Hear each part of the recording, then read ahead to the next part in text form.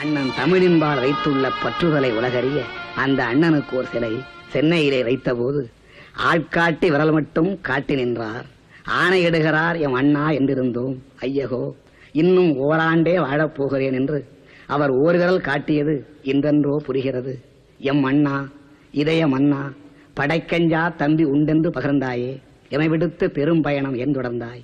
உன் கண்ணொளியின் கதகதப்பில் வளர்ந்தோமே, எம் கண்ணெல்லாம் குளமாக ஏன் மாற்றிவிட்டாய்?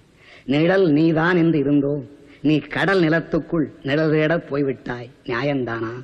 கடலடியில் இருக்கின்ற முத்தெல்லாம் முத்தல்ல, நான் தானடா நன்முத்து எனச் சொல்லி கடற்கரையில் உறங்குதியோ?